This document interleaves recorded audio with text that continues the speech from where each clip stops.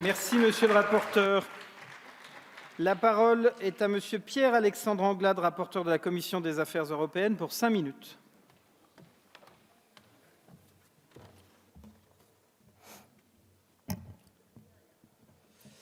Monsieur le Président, Madame la Ministre, Monsieur le rapporteur, mes chers collègues, le projet de loi que nous allons examiner revêt une grande importance pour l'élection européenne de 2019 et l'avenir de l'Europe.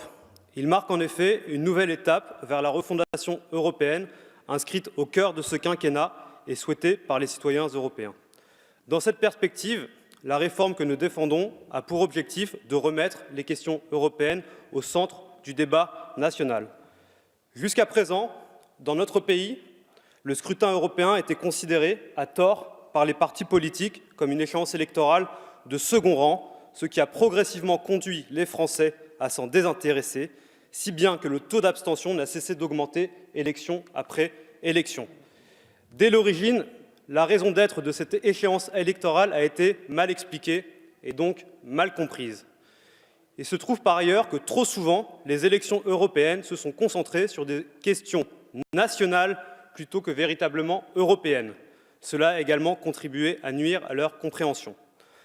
En 2019, l'approche de ce scrutin dans notre pays, et notamment au sein des partis politiques, doit changer pour en faire un rendez-vous électoral majeur, car les enjeux sont considérables.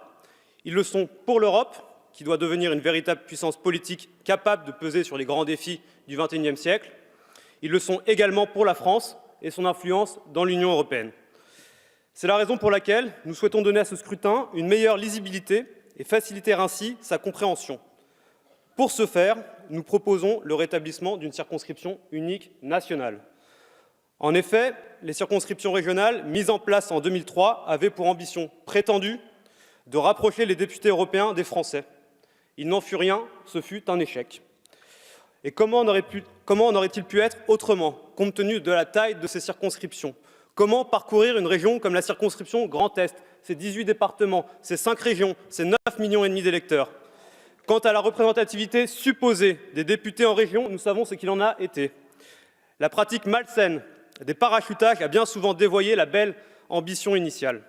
Le rétablissement d'une circonscription nationale unique n'empêchera en rien les partis politiques de sélectionner leurs candidats sur la base d'une représentation équitable des régions françaises.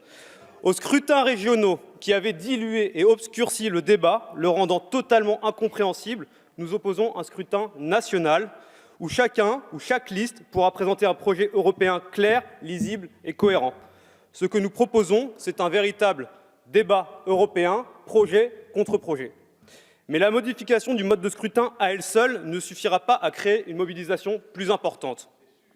Nous aurons tous notre responsabilité dans la mobilisation de l'opinion. À nous, politiques, de convaincre en allant au plus près des Françaises et des Français, en faisant preuve d'une grande exigence démocratique. À nous, encore, de restituer les idées qui seront exprimées dans les consultations citoyennes partout en Europe à partir du printemps, afin de nourrir une feuille de route ambitieuse pour l'Europe de 2019. Aux médias, enfin, d'offrir un traitement plus pédagogique de cette campagne et des différentes sensibilités politiques qui s'y affronteront. Mes chers collègues, l'Europe reste fragile, confrontée à l'émergence des populismes et à cette situation tout à fait singulière dans l'histoire de notre continent qu'est le Brexit. Dans ce contexte, nous avons un choix simple. Ne rien faire et considérer que l'Europe et ses institutions telles qu'elles fonctionnent sont satisfaisantes, au risque de voir à nouveau se renforcer les eurosceptiques et les citoyens de s'en détourner, ou au contraire décider que le moment que nous sommes en train de vivre est unique et nous donne l'opportunité d'apporter une réponse politique forte à cette situation. N'en déplaise aux sceptiques installés dans une partie de l'hémicycle du Parlement européen, une partie de cette réponse se trouve dans les listes transnationales. Cette idée, nous continuerons à la porter dans les mois et les années à venir, car ces listes donneront une légitimité accrue au Parlement européen. Ce Parlement que les partis politiques en France ont vu pendant longtemps comme la seconde division de la vie politique nationale.